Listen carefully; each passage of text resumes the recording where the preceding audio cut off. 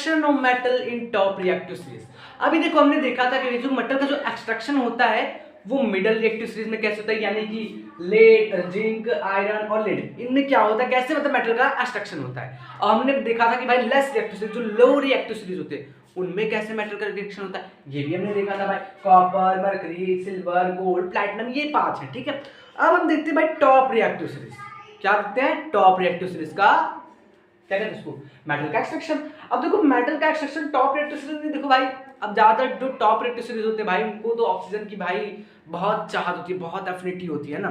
ये जो मेटल्स होते हैं टॉप रिएक्टिव सीरीज के ना भाई मोर रिएक्टिव होते हैं पहली बात तो, और कभी भी ये सिंगल नहीं पाए जाते हैं, हमेशा बॉन्ड में पाए जाते हैं। किसमें, बॉन्ड में पाए जाते हैं। हमेशा अपने ऑक्साइड से किसी न किसी साथ बॉन्ड बना के रखेंगे, ये होता है इनका। तो देखो क्या होता है ना, जो carbon can not reduce the oxide, मतलब इसमें से जो होता है ना, जो कार्बन होता है वो इसमें से ऑक्साइड को रिड्यूस नहीं कर पाता। क्या होता है, कार्बन भाई देखो कार्बन रिड्यूसिंग एजेंट है, वो रिड्यूस कर देता है ऑक्साइड को ना। अभी देखो मिडल रिएक्टिव सीरीज में हमने देखा था कि भाई वो कार्बन रिड्यूस कर देता है, पर इसमें भाई कार्बन भाई फेल रहता, नहीं कर पाता वो रिड्यूस। और जो ये मेटल होते हैं वो वेरी रिएक्टिव होते हैं, मतलब बहुत ज्यादा रिएक्टिव होते हैं, बहुत ज्यादा इनको एफिनिटी होती है, किसकी, बहुत ज्यादा इनको चाहत होती है, किसकी, ऑक्सीजन की। किसकी, ऑक्सीजन की इनको क्या होती है, बहुत ज्यादा चाहत होती है, वो भी कार्बन से ज्यादा। कार्बन जिनकी एक ऑलरेडी रिड्यूसिंग एजेंट है, उससे भी ज्यादा इनको ऑक्साइड की भाई ऑक्सीजन की क्या होती है, चाहत होती है। तो इसलिए जो कार्बन होता है ना वो रिड्यूस नहीं कर पाता, और रिड्यूस नहीं कर पाता तो भाई देखो तो क्या होगा, such metal are obtain from electrolytic reduction. और ये जो मेटल होते हैं, ये जो 5 रिएक्टिव सीरीज के जो मेटल होते हैं ना, ये मेटल इलेक्ट्रोलिटिक रिडक्शन से क्या होते हैं, इलेक्ट्रोलाइसिस प्रोसेस, आप जानते हो इलेक्ट्रोलाइसिस प्रोसेस ना, हाँ। तो उस प्रोसेस से क्या होता है, उस प्रोसेस से ही इनके अंदर मतलब ये रिड्यूस होते हैं, ये ऑक्सीजन से दूर होते हैं, तब जाके इनको मेटल्स मिलता है with the help of electric current, यानी कि इलेक्ट्रिक करंट से हम इलेक्ट्रोलिटिक रिडक्शन कराएंगे तब जाके कहीं हमें मेटल मिलता है, समझे, तब जाके मिलेगा मेटल। तो ये होता है भाई, याद रखना कि ऊपर की टॉप रिएक्टिव सीरीज हम बहुत ज्यादा रिएक्टिव होते हैं, इनको मोर एफिनिटी होती है, वो भी किसकी, ऑक्सीजन की, देन कार्बन से भी ज्यादा होती है, क्योंकि कार्बन ऑलरेडी एक क्या है, रिड्यूसिंग एजेंट है, ठीक है। तो इधर देखो, अब जैसे को सोडियम, कैल्शियम, मैग्नीशियम, ये इलेक्ट्रोलाइसिस ऑफ मॉल्टेन क्लोराइड्स, ये भाई इलेक्ट्रोलाइसिस भाई इनको किया जाता है ना, ये मॉल्टेन क्लोराइड, जैसे एल्युमिनियम फ्रॉम ऑक्साइड, एल्युमिनियम जैसे तो भाई ऑक्साइड निकाला, अब देखो Na है, अब NaCl देखो मॉल्टेन स्टेट रहता है। अब इसको इलेक्ट्रिक करंट में से पास करेंगे तो ये सोडियम में ब्रेक होगा और Cl माइनस में ब्रेक होगा। क्या होगा, सोडियम में ब्रेक होगा, Cl माइनस में ब्रेक होगा। जो सोडियम रहेगा वो एनायन पे चला जाएगा, जो Cl माइनस रहेगा वो सॉरी जो सोडियम रहेगा वो कैटायन पे, जो Cl रहेगा वो एनायन पे चला जाएगा, ठीक है। अब देखो एट कैथोड देखो, अब इस पे प्लस का साइन लगा है तो भाई अब 2 इलेक्ट्रॉन जब ये लेगा तब जाके इसका प्लस का साइन हटेगा। प्लस का साइन कब लगता है, प्लस का साइन तभी लगता है जब वो क्या करे, इलेक्ट्रॉन दे किसी को। जब इलेक्ट्रॉन किसी को देता है तब उस पर जाके प्लस साइन लगता है, और जब इलेक्ट्रॉन किसी लेता है तो माइनस लगता है। अब देखो इसमें क्या है, प्लस का साइन है तो ये 2 इलेक्ट्रॉन लेगा तो जाके 2Na बन जाएगा, और एट कैथोड पे, एट एनोड पे ये Cl माइनस है, 2 इलेक्ट्रॉन लूज करेगा, 2 इलेक्ट्रॉन इसी पास चला जाएगा तो क्या होता है, वो Cl2 हो जाएगा। तो कुछ इस प्रकार होता है extraction of metal top reactive series का। हम रिफाइनिंग ऑफ मेटल पे, किस पे भाई, रिफाइनिंग ऑफ मेटल। देखो रिफाइनिंग ऑफ मेटल क्या होता है, इसमें क्या होता है ना, मेटल को हम रिफाइन करते हैं। क्या करते हैं, रिफाइन, यानी कि मेटल को हम प्योर बनाते हैं। अब देखो आप जो मेटल निकाल के लाओगे या एक्सट्रैक्ट करके लाओगे वो पूरा प्योर तो रहेगा नहीं, और ऑफकोर्सली वो पूरा प्योर नहीं रहेगा, तो उसको भाई वो उसमें बहुत सारी इम्प्योरिटीज तो होंगी। अब उस इम्प्योरिटीज को हटाने के लिए हम एक मेथड का यूज करते हैं जिसको हम कहते हैं इलेक्ट्रोलाइसिस प्रोसेस, यानी इलेक्ट्रोलिटिक रिडक्शन। क्या कहते हैं, इलेक्ट्रोलिटिक रिडक्शन कहते हैं। तो उस प्रोसेस का यूज करके हम क्या करते हैं, मेटल को रिफाइन करते हैं। क्या करते हैं, मेटल को रिफाइन करते हैं ना। तो देखो इधर metal obtain after carbon reduction, जो कार्बन रिडक्शन के बाद जो मेटल आप पाते हैं ना, वो भाई वो वेरी प्योर नहीं रहता, तो उसके लिए हमें इलेक्ट्रोलिटिक रिडक्शन करना पड़ता है, ठीक है।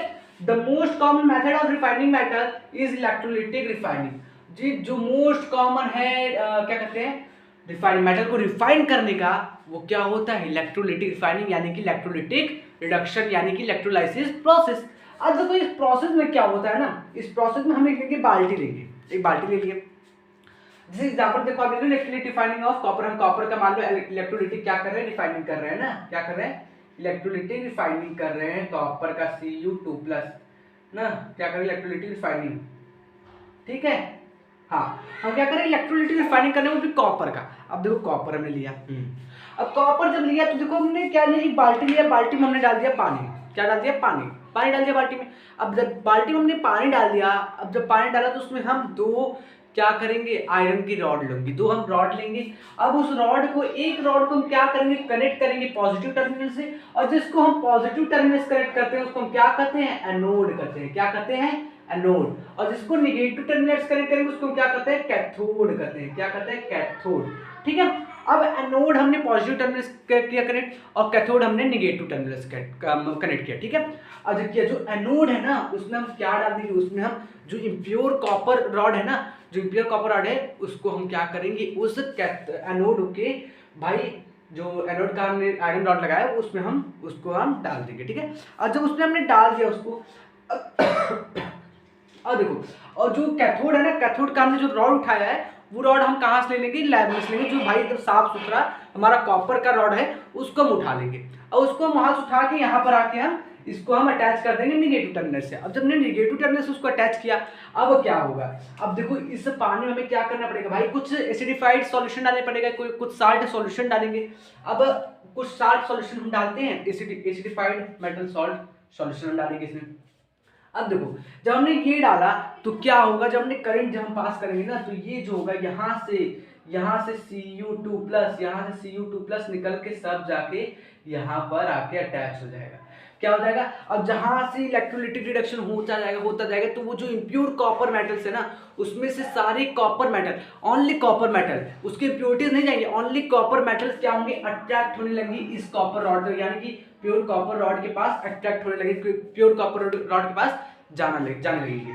और जब जाने लगेंगे तो क्या होगा भाई, इसमें और जो सारी इम्प्योरिटीज रहेंगी, जो सारी इम्प्योरिटीज रहेंगी वो आके कहाँ पर आ जाएंगी, वो आके हमारे नीचे एक साइड में क्या हो जाएंगे, इकट्ठी हो जाएंगे, एक साइड में क्या हो जाएंगे, जमा हो जाएंगे। और जो इम्प्योरिटीज हैं, इनसॉल्युबल इम्प्योरिटीज यानी कि एनोड मड, इसको भी हम कह सकते हैं, क्या कह सकते हैं, एनोड मड भी कह सकते हैं। तो ठीक है, तो सॉल्युबल इम्प्योरिटीज जैसे हो गया भाई, रिमेन सॉल्यूशन भाई सॉल्युबल इम्प्योरिटीज है। ठीक है, तो ये देखो इसको हम इम्प्योर रॉड मेटल यहाँ पर प्रेजेंट है, इसमें प्योर स्ट्रिप है, और जो प्योर लेते भाई वो तो भाई लैब में हुआ, लैब में रखा होगा, लैब में उठा लिया हमने, प्योर मेटल ले लिया।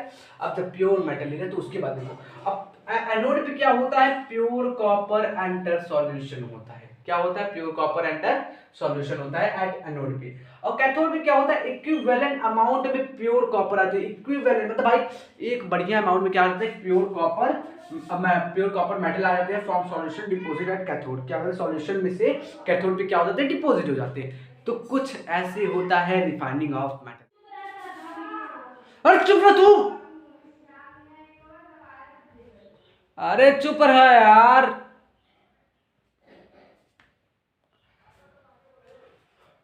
कोरोजन, देखो कोरोजन क्या होता है, कोरोजन होता है तो भाई देखो जो मेटल होते हैं ना उन पे अटैक करते हैं, कुछ सबस्टेंस क्या करते हैं, अटैक करते हैं अराउंड। देखो ये क्या होता है मेटल, जब मेटल पे भाई कोई सबस्टेंस देखो अटैक करते हो ना, अराउंड इट मॉइस्चर, उसके पास में क्या हो, मॉइस्चर, भाई मॉइस्चर प्रेजेंट हो, यानी कि वाटर ऑक्सीजन प्लस भाई और सब भाई चीजें प्रेजेंट।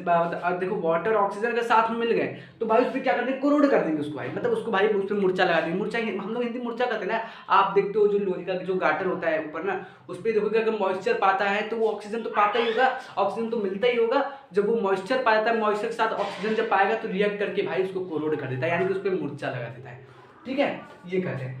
देखो जब मेटल पे क्या करते हैं, कुछ सबस्टेंस से अटैक करते हैं, सच एज मॉइस्चर, जैसे मॉइस्चर हो गया, वाटर, जिसमें वाटर पर और ऑक्सीजन आते हैं, एसिड एक्सेट्रा, ये सब। ठीक है, इट इज सेड टू, ये क्या करते हैं पता है, ये क्या करते हैं, कोरोड कर देते हैं, यानी कि मूर्छा लगा देते हैं, कोरोड कर देते हैं। और इसी प्रोसेस को हम क्या कहते हैं, कोरोजन कहते हैं। क्या कहते हैं, इसी प्रोसेस को क्या कहते हैं, कोरोजन। जब किसी मेटल पे भाई कोई मॉइस्चर के प्रेजेंस में, यानी कि ऑक्सीजन, वाटर वेपर, इस सब के प्रेजेंस में क्या हो भाई, उस मेटल पे क्या लग जाए, कोरोड लग जाए, यानी कि मूर्छा लग जाए, तो उसको हम क्या कहते हैं भाई, कोरोजन कहते हैं। सिंपल सा है। ठीक है, कोरोजन। अभी देखो एग्जांपल से, रस्टिंग ऑफ आयरन, आयरन पे रस्टिंग कैसे होता है, आयरन जो हमारा आयरन है भाई, लोहा है, उस पे कैसे रस्टिंग होता है, iron plus oxygen plus water. Iron जो है अब वो क्या कहते हैं, ऑक्सीजन के कांटेक्ट में तो रहता ही रहता है।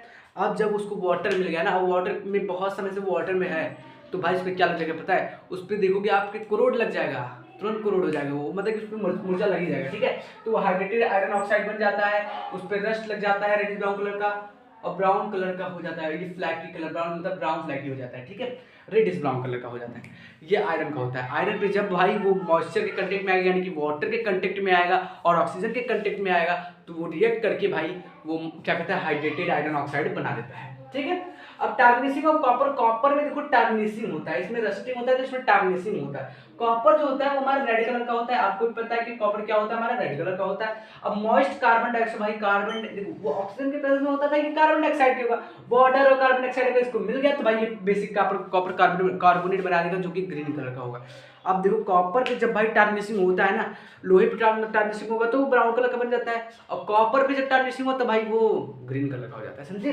तो ये देखो टार्निशिंग ऑफ सिल्वर, सिल्वर पे टार्निशिंग, सिल्वर पे भी टार्निशिंग होता है। अब देखो सिल्वर क्या करता है, सल्फर मतलब एयर में क्या हो, सल्फर प्रेजेंट हो तो सिल्वर क्या होता है, सिल्वर सल्फाइड बना लेता है जो कि ब्लैक कलर का होता है। और note corrosion is an example of oxidation, हमेशा याद रखना जो कोरोजन हमारा एग्जांपल है किसका, ऑक्सीडेशन का। मैंने आपको ऑक्सीडेशन बताया था फर्स्ट चैप्टर में, आप देखोगे उस लेक्चर में तो मैंने ऑक्सीडेशन आपको बहुत बढ़िया समझाया है ना, तो उसे कहते हैं ऑक्सीडेशन। और याद रखना कि कोरोजन जो होता है वो एग्जांपल होता है किसका, ऑक्सीडेशन ऑफ कोरोजन। अभी हमने भाई देखो कोरोजन देखा था, कोरोजन क्या होता है, कोरोजन भाई देखो क्या होता है भाई, जो रस्टिंग लगता है आयरन पे, आयरन पे रस्टिंग लगता है, मेटल कॉपर में टार्निशिंग होता है, सिल्वर में टार्निशिंग होता है, उसको हम क्या कहते हैं भाई, कोरोजन कहते हैं। कोरोजन देखो यानी कि मॉइस्चर के कंटेक्ट में आके क्या करें, मॉइस्चर के कंटेक्ट में आके क्या करें भाई, वाटर वेपर और ऑक्सीजन के कंटेक्ट में आके उस पर क्या लग जाए, कोरोड लग जाए, यानी कि मुर्चा लग जाए, उसी को हम क्या कहते हैं, कोरोजन कहते हैं। सिंपल है ना। हाँ तो देखो कोरोजन तो देख लिया, कोरोजन होता है मेटल में होता है, ये तुमने देख लिया। अब हम देखते हैं उसको भाई प्रिवेंट कैसे करेंगे। अब हो रहा है जैसे कोरोजन, उसको प्रिवेंट तो करना पड़ेगा ना, नहीं तो भाई आयरन कॉपर और सिल्वर ये सब खराब हो जाएंगे, इसलिए इस पर क्या करना पड़ेगा, हमें कुछ ना कुछ इसका प्रिवेंट तो करना, इसको रोकने के लिए कुछ ना कुछ करना पड़ेगा। तो हम क्या कर सकते हैं उसके लिए पता है, पेंटिंग कर सकते हैं, ऑयलिंग कर सकते हैं, ग्रीसिंग कर सकते हैं, एनोडाइजिंग कर सकते हैं, गैल्वेनाइजिंग कर सकते हैं, यानी कि गैल्वेनाइजेशन कर सकते हैं। देखो तो गैल्वेनाइजेशन क्या होता है पता है, गैल्वेनाइजेशन यानी कि स्टील और आयरन पे किया जाता है, स्टील एंड आयरन पे गैल्वेनाइजेशन किया जाता है। उस पे एक कोटेड होता है, मतलब एक कोट चढ़ाया जाता है भाई, उस पे एक पतला लेयर चढ़ाया जाता है, थिन लेयर उस पे चढ़ाया जाता है, यानी कि थिन लेयर उस पे चढ़ाया जाता है, वो भी किसका, जिंक का। अब जिंक का क्यों चढ़ाया जाता है, क्योंकि भाई जिंक देखो ना होता है वो मोर रिएक्टिव होता है, इससे क्या होता है, मोर रिएक्टिव होता है, वो ज्यादा रिएक्टिव होता है, ज्यादा रिएक्टिव होता है भाई तो कुछ करने नहीं देगा किसी को। हाँ तो क्या होता है, थिन लेयर कोटेड चढ़ाया जाता है, वो किसका, जिंक का, प्रोटेक्ट फ्रॉम रस्टिंग, रस्टिंग से प्रोटेक्ट करने के लिए, किससे, रस्टिंग से प्रोटेक्ट करने के लिए। इवन व्हेन जिंक कोटिंग, जो जिंक कोटिंग होता है ना, इज ब्रोकन जिंक कोरोड्स, वो क्या होता है जब उसमें जिंक क्लोराइड लग जाता है वो ब्रोकन हो जाता है। फर्स्ट बिकॉज क्यों लगाया जाता है, अब देखो इसको क्यों लगाया जाता है, जिंक ही क्यों लगाया जाता है, क्योंकि भाई जो जिंक होता है वो मोर रिएक्टिव होता है देन आयरन, आयरन से क्या होता है, ज्यादा रिएक्टिव होता है, इसलिए वो क्या करता है, आयरन को प्रिवेंट कर देता है, बचा लेता है, किससे, वो भी कोरोड से बचा लेता है। ठीक है। अब देखो एनोडाइजिंग क्या होता है, एनोडाइजिंग, अभी गैल्वेनाइजेशन ये था, अब एनोडाइजिंग क्या होता है। गैल्वेनाइजेशन हमने देखा कि स्टील और आयरन पे किया जाता है, वो भी जिंक का कोटिंग किया जाता है, किस लिए किया जाता है, क्योंकि भाई वो प्रिवेंट कर सके आयरन और स्टील को, इसलिए किया जाता है। ठीक है। अब एनोडाइजिंग क्या होता है, एनोडाइजिंग देखो process of forming a thick layer, यानी कि थिक ऑक्साइड, भाई देखो मतलब क्या कहते हैं, ऑक्साइड का भाई फॉर्मेशन करना ना। अब देखो process of forming a thick oxide layer of aluminium, aluminium का थिक ऑक्साइड, मतलब कि एल्युमिनियम का थिक ऑक्साइड लेयर, उस पर क्या होता है, ऐसे प्रोसेस मतलब बनाया जाता है, उसी प्रोसेस को हम एनोडाइजिंग करते हैं, जिसमें क्या करते हैं, थिक ऑक्साइड मतलब थिक ऑक्साइड लेयर बनाया जाए, वो किसका, एल्युमिनियम का। ठीक है। दिस लेयर प्रिवेंट्स कोरोजन, ये जो रियल मतलब जो लेयर होते हैं ना, जो थिक ऑक्साइड लेयर होते हैं वो भी एल्युमिनियम का, ये क्या करते हैं, कोरोजन से प्रिवेंट करते हैं, क्या करते हैं, प्रिवेंट करते हैं, बचाते हैं, वो भी किसको, मेटल्स को। द ऑक्साइड लेयर, ये जो ऑक्साइड लेयर होता है ऑल्सो गिव क्या कहते हैं, हाँ, आर्टिकल्स अट्रैक्टिव फिनिश।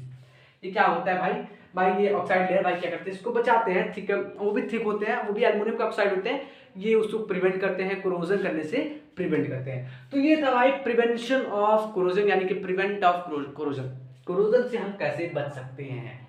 तो ये था भाई painting, oiling, greasing, anodising and galvanising.